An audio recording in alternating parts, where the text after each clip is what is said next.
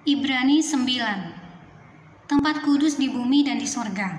Memang perjanjian yang pertama juga mempunyai peraturan-peraturan untuk ibadah dan untuk tempat kudus buatan tangan manusia.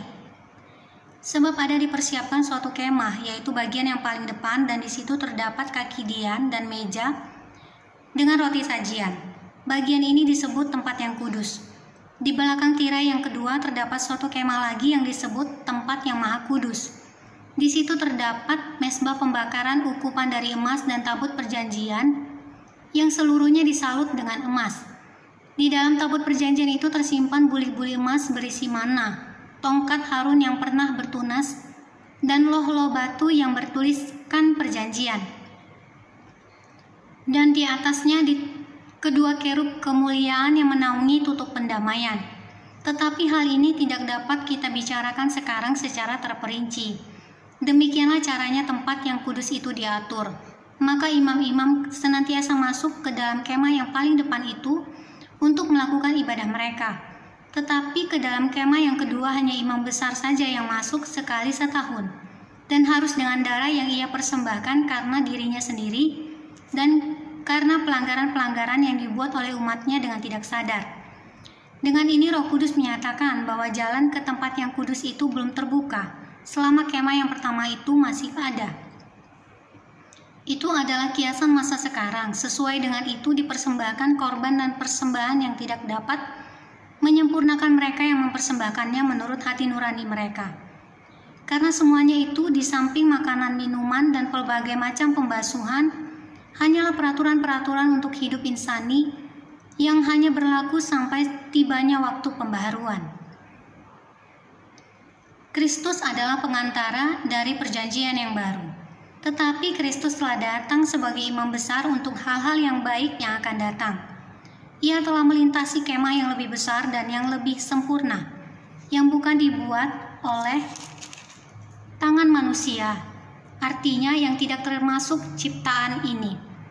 Dan ia telah masuk satu kali untuk selama-lamanya ke dalam tempat yang kudus, bukan dengan membawa darah domba jantan dan darah anak lembu, tetapi dengan membawa darahnya sendiri. Dan dengan itu ia telah mendapat kelepasan yang kekal.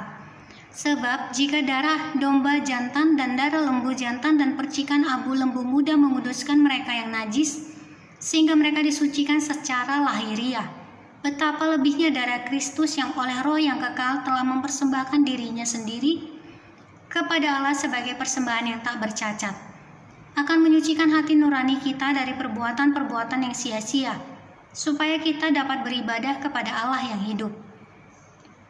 Karena itu, ia adalah pengantara dari suatu perjanjian yang baru, supaya mereka yang telah terpanggil dapat menerima bagian yang kekal yang dijanjikan, sebab ia telah mati untuk menebus pelanggaran-pelanggaran yang telah dilakukan selama perjanjian yang pertama. Sebab di mana ada wasiat, di situ harus diberitakan tentang kematian pembuat wasiat itu. Karena suatu wasiat barulah sah kalau pembuat wasiat itu telah mati. Sebab ia tidak berlaku selama pembuat wasiat itu masih hidup. Itulah sebabnya maka perjanjian yang pertama tidak disahkan tanpa darah. Sebab sesudah Musa memberitahukan semua perintah hukum Taurat kepada seluruh umat, ia mengambil darah anak lembu dan darah domba jantan serta air dan bulu merah dan hisop, lalu memerciki kitab itu sendiri dan seluruh umat sambil berkata, "Inilah darah perjanjian yang ditetapkan Allah bagi kamu." Dan juga kemah dan semua alat untuk ibadah dipercikinya secara demikian dengan darah. Dan hampir segala sesuatu disucikan menurut hukum Taurat dengan darah, dan tanpa penumpahan darah tidak ada pengampunan. Jadi segala sesuatu yang melambangkan apa yang ada di sorga haruslah ditahirkan secara demikian. Tetapi benda-benda sorgawi sendiri oleh persembahan-persembahan yang lebih baik daripada itu, sebab Kristus bukan masuk ke dalam tempat kudus buatan tangan manusia, yang hanya merupakan gambaran saja dari yang sebenarnya, tetapi ke dalam sorga sendiri untuk menghadap hadirat Allah guna kepentingan kita. Dan ia bukan masuk untuk berulang-ulang mempersembahkan dirinya sendiri, sebagaimana imam besar setiap tahun masuk ke dalam tempat kudus dengan darah yang bukan darahnya sendiri. Sebab jika demikian ia harus berulang-ulang menderita sejak dunia ini dijadikan, tetapi sekarang ia hanya satu kali saja menyatakan dirinya pada zaman akhir untuk menghapuskan dosa oleh korbannya.